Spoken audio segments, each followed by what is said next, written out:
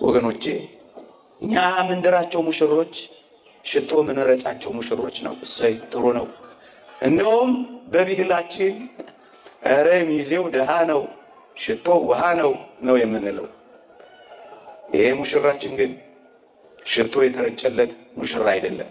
ሁላችሁም እንደምታውቁት የአይሁድ ምራቅ የተተፋበት ጥፋታችንን እንኳን መለስ ብሎ ያላሳለፈ ይልቁንም የለደፍንበት የኔና የእናንተን ጥፋት የተሸከመ ምን አይነት ሙሽራ ይሆን? እንዲህ አይነት ሙሽራ የአይሁድ ዋልጌ ቃላት የዘነበበት ሙገሳ፣ ውደሳ፣ ጭብጨባ አይደለም ዋልጌ ቃላት የጎረፈበት እንዲህ ያለ ሙሽራ አይታችሁ ታውቃላችሁ?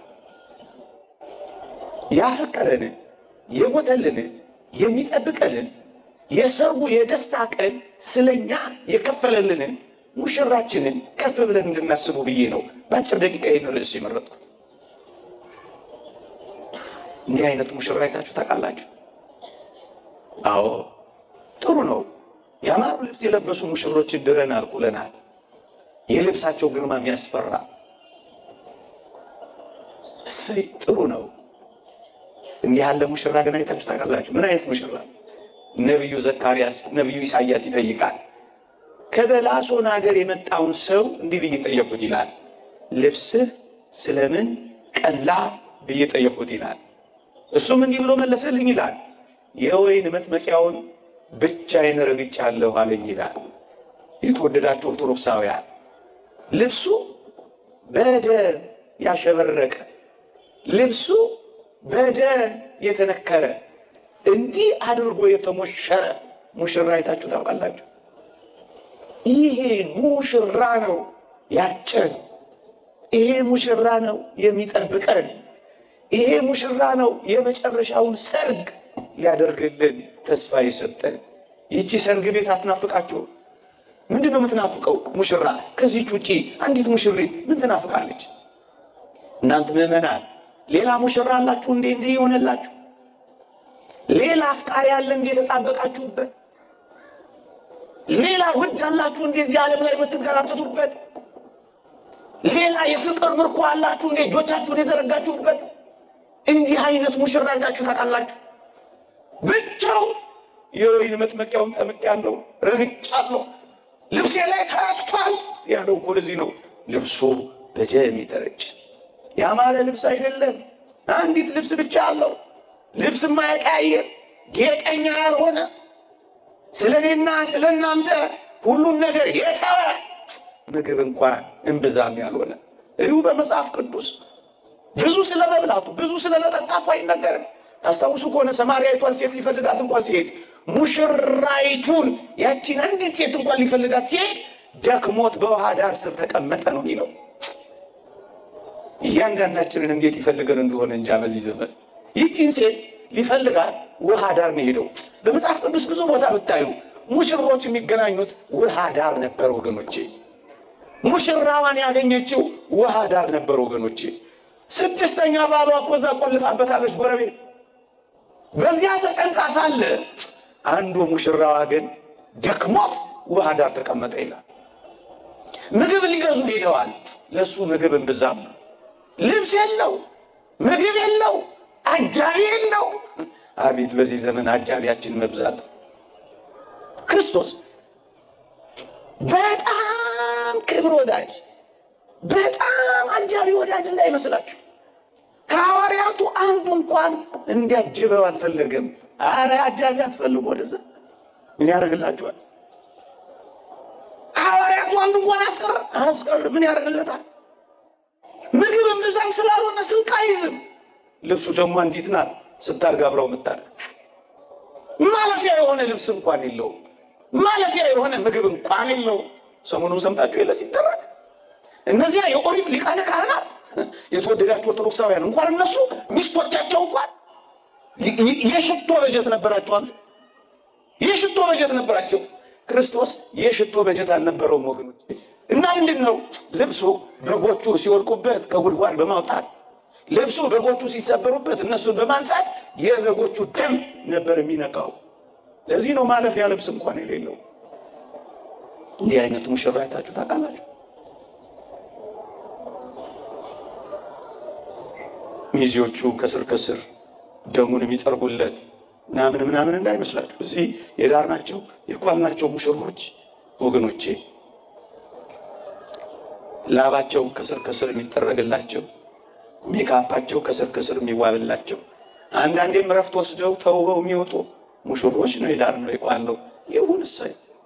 እኔ ግን ላስታውሳችሁ አናቱ ላይ ራሱ ላይ የተወጋው እሾ ደም እያፈሰሰው ፊቱን ሲጋርድበት እንኳን የሚያብስበት ሻሽ ልድገመው፣ ሻሽ እንኳን የሌለው እንኳን ሊጠርጉለት ምድሪቷን ለማየት እንኳን ደሙ የጋረደው እንዲህ አይነት ሙሽራ ነው እኔና እናንተን የሚጠብቀው። ይህንን ቸል ማለት ምንኛ ከባድ ነው። ይህን እንደሌለ መቁጠር፣ በዝምታ ማለፍ፣ ሳይለንት ማድረግ፣ ሳያስቡ መኖር ምንኛ ሞት ነው ወገኖች። የሙሴን ሕግ የናቀ 2 ወይም 3 ሰው ቢመሰክሩበት ያለ ርኅራኄ ይሞታል ይልና የክርስቶስን ደም የረገጠ እንደ ርኩስ ነገር ይቆጠራል። የጸጋውንም መንፈስ ያክፋፋ እንዴት የሚበስ ቅጣት የሚገባው ይመስላችኋል? ይላል። ረስታችሁታል ይህን ሙሽራ እህቶች፣ እናንተ ጎበዝ ወጣቶች ይሄን ሙሽራ አስባችሁት አታውቁ። ቁስሉን ታስቡታላችሁ፣ የሾህ አክሊሉን ታስቡታላችሁ፣ ሕማሙን ታስቡታላችሁ፣ እንባውን ታስቡታላችሁ፣ ስቃዩን ታስቡታላችሁ፣ ውድቀት መውደቁን መነሳቱን ታስቡታላችሁ፣ በፈረስ መጎተቱን ታስቡታላችሁ። በልባችሁ ይሄ የልቡ የደስታ ቀን የቀራንዮ ቀን ተተክሏል ወገኖቼ። ሁል ጊዜ ይህቺ ቤተክርስቲያን ዓርብ ላይ ናት። እደግመዋለሁ፣ ዓርብ ላይ ናት። ወደኋላ ዓርብ ላይ፣ ወደፊትስ የዘላለም ሕይወት ውስጥ ናት። ዓርብ ላይ ናት። ዓርብ ላይ ለምን ካላችሁኝ እዩ፣ ሁል ጊዜ መስዋዕቱን ትሰዋለች። መስዋዕቱን ስትሰዋ ሁል ጊዜ ቀራንዮን ትሆናለች። ያንን ትዝታ አይደለም የምንፈጽመው፣ ያንን ማሰቢያ ብቻ አይደለም የምናደርገው፣ ዓርብ ጭምር የምታደርገው ይህቺ ቤተክርስቲያን ብቻ ናት። ሙሽራ እንደሆነ ላሳያችሁና ልጨርስ። ሙሽራ ለልማዱ አባቱንና እናቱን ይተዋል። ሙሽራ እንዲህ ነው የሚያደርገው። ሰው አባቱንና እናቱን ይተዋል፣ ከሚስቱም ጋር ይጣበቃል ተብሎ ተጽፏል። አንድ ሊቅ ሲተረጉም ምን ይላል? ኢየሱስ ክርስቶስ አምላኬ አምላኬ ስለምን ተውከኝ ብሎ መጮሁ ይላል ሙሽራ ስለሆነ ነው። ለልማዷ ሙሽሪትም ይሁን ሙሽራ ወላጆቻቸውን እንደሚተዉ የተተወ የመሰለው ሙሽራ ስለሆነ እኮ ነው ይላል። ቃል ኪዳኑ መስቀሉ ነው። የቀለበት ማሳያው ቁስሉ ነው። ሙሽራ ስለሆነ ነው አምላኬ አምላኬ ስለምን ተውከኝ ያለው። ሙሽራ ለልማዱ ቤተሰቦቹን ስለሚተው ነው ብሎ አስቀምጧል። የተወደዳችሁ ክርስቲያኖች ነገሬን ለመጨረስ እኔና እናንተም መታጨታችንን የምታረጋግጡት መስቀል አጥልቀናል። እደግመዋለሁ፣ ቃል ኪዳን ገብተናል፣ መስቀል ተሸክመናል፣ ወይም የመስቀሉ ተከታዮች ሆነናል። እነዛ የአይሲስ ወንበዴዎች እንደጠሩን ምን ብለው እነዚያን የዛሬ 10 ዓመት ይሆን ልክ በዚህ ወር አይደለ ያለፈው ወር አይደለ ሚያዝያ ላይ ምን እንዳሏችሁ አልሰማችሁ? the followers of the cross የመስቀሉን ተከታዮች ነው። ምን ያልነው?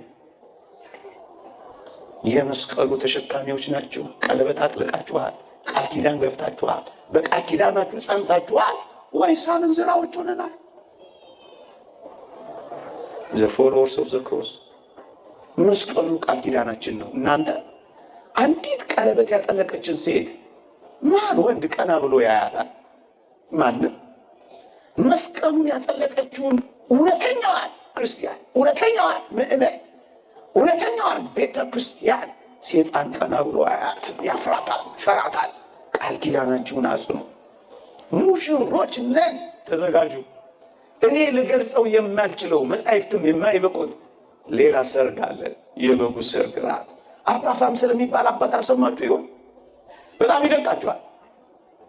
ሰማዕትነት ሊቀበል ሲል ልክ የሰማዕትነቱ ቀን ላይ ነጭ ልብስ ለብሶ ወጣላችሁ። አባ ፋም ጓደኞቹ ወንድሞቹ ምን አሉት መሰላችሁ? አባታችን ዛሬ ከወትሮ የተለየ ምን ነው ነጭ ልብስ ለበስ አሉት አሉ። አባፋም እንዲህ ብሎ መለሰ፣ በረከቱ ይደርብንና ዛሬ የሰርጌ ቀን ነው አላቸው። ምንም የሆነበት ሰማዕትነት የሚቀበልበት